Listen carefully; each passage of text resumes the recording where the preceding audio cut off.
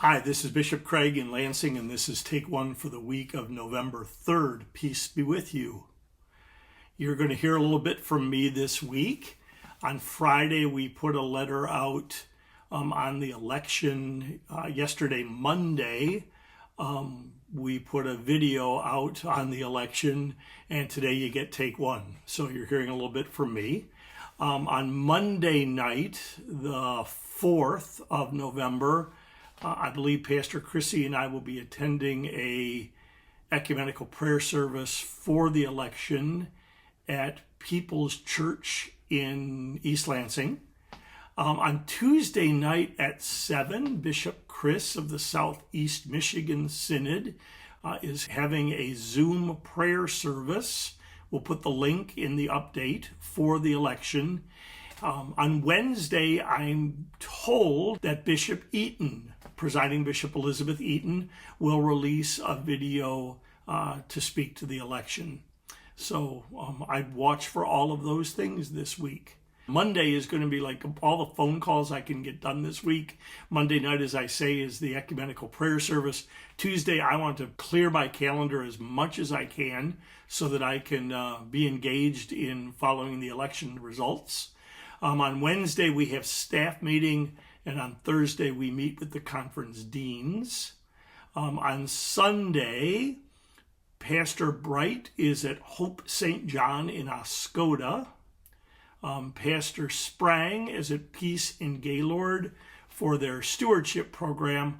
I was supposed to be at Trinity in Grand Rapids this weekend to install their lead pastor, but we needed to reschedule that.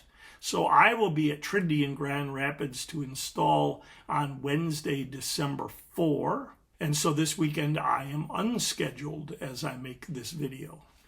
The scripture reading for Sunday the 10th is the famous story of the widow's mite, which makes sense that Pastor David is doing a stewardship thing because that's a great stewardship text. Contrasting, that the widow giving all she has to live on with others giving out of their excess. Not that I want anybody to give all that they have to live on, but what is helpful, I think, is for us to be growing as financial givers. And I have an expansive view of giving to God that yes, the church is certainly a part of that, but sometimes if the church is not doing the work of Jesus, feeding the hungry, helping the poor, working for justice, helping people that fall through the cracks, if the church is focused only on its own survival, then maybe our giving needs to include the church, but not be limited to the church. Sometimes the best way we can give to God is providing for someone in our family, someone near to us who is in need. So I have an expansive view of giving. But as I look at the reading, I'm contrasting this story of the widow's mite with what comes before it, where Jesus warns people to not be impressed or not follow the scribes who love to, wear the fine robes and pray in public and have the best seats and be treated with respect. Reminds me of the stuff from Matthew we hear on Ash Wednesday. And yet they devour widows' houses. Widows could not own property, so the religious folk would kind of enter in, the religious leaders, and seize it. So the widow is really showing up the scribes even more by putting in all she has to live on, putting it in the treasury, which, by the way, is used to help other widows and the poor. And so by giving away all she has to live on, this widow is really saying, I need to depend on God. And the scribes are putting on a show and trying to secure for themselves. So maybe the essence of giving and growing in giving is growing to become more and more and more dependent upon God. Emptying ourselves so that we know our dependence upon God. Because the good news is that we can depend on God. Our God is trustworthy. Our God keeps God's promises.